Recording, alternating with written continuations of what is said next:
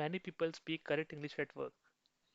Their grammar is fine, their sentences are correct, but still, they sound basic, not confident, not professional. Why? Because they use very simple words in serious situations. In this video, you will learn professional alternatives to basic English words that you can use in meetings, emails, and office conversations. Let's begin.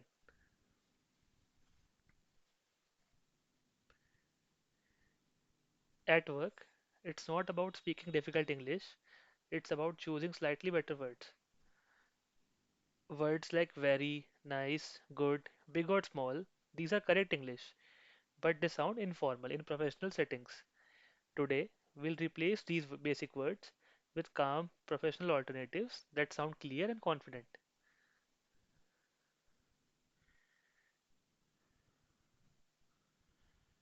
So, the first word is very important.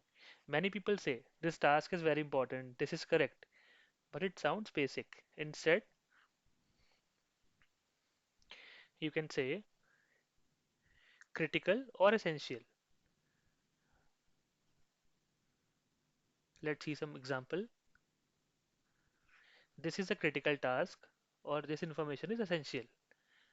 So, this is how you can replace very important with critical or essential, these words.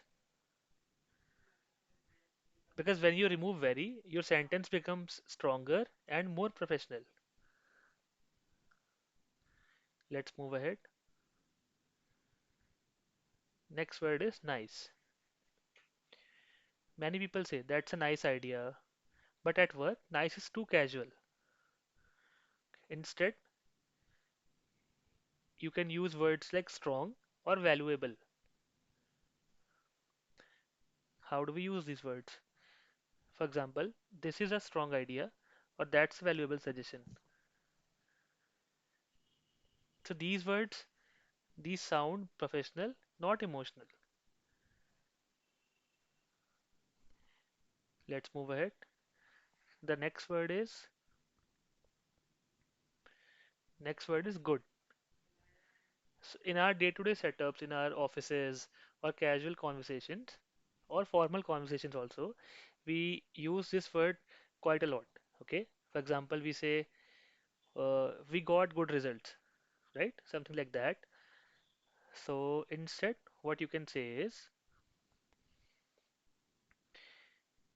we can use the words like positive or desired.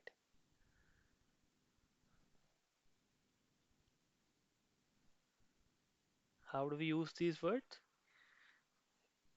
We achieved positive results or this led to the desired outcome.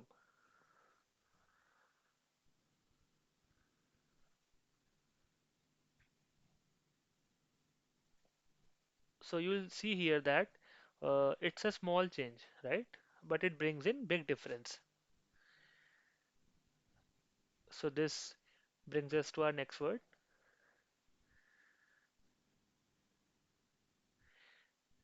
So now we have two words that we use quite often, right? The words are big and small. So many people say this is a big problem or that's a small mistake, right? So instead, what you can use is major or minor because these sounds more professional. Okay, so how do we use these words? Let's have a look. So here we have two examples. This is a major issue or it was a minor error. Okay, so you see the difference it brings in. Instead of saying this is a big issue or big problem or it was a small mistake or small error, you'll say this is a major issue or it was a minor error. Okay, so it instantly brings in that impact, right? And these words sound controlled and professional. Moving forward, so the next word is busy. It's yet again another very common word that we use, right?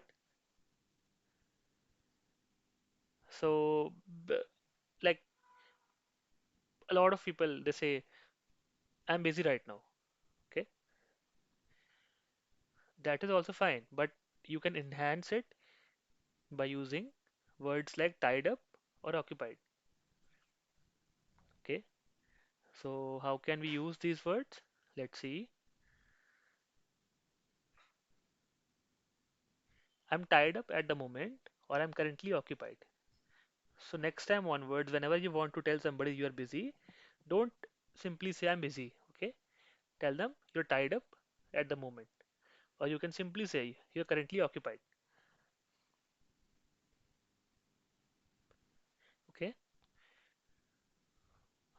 let's move ahead.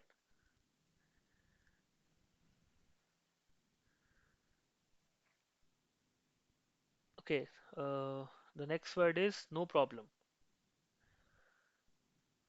Okay, so for example, what happens is, uh, like for example, you are in some discussion and somebody asks you to do something, or tells you something, right? Or gives you an update on some activity or task, okay? Or tell you that they'll perform that task later. What would you normally say is, no problem, right? But instead of saying no problem, uh, you can use that works, right? So that works brings in that touch of professionalism instantly, right? And it brings in that impact. Okay. So again, just to repeat, instead of saying no problem, say that works. That works for me. Something like that. Okay. Uh, let's see an example about it. 3 p.m. Sure, that works for me.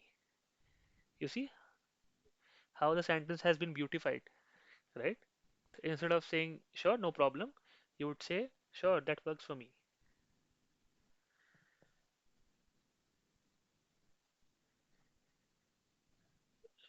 So let's have a quick recall on what we just learned. Instead of saying very important, you can say critical or essential.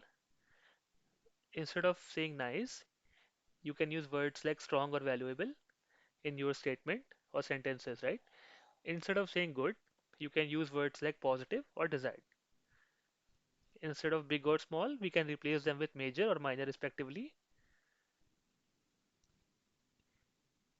Let's not use the word busy. Instead, let's use tied up or occupied. And lastly, instead of saying no problem, we can use that works.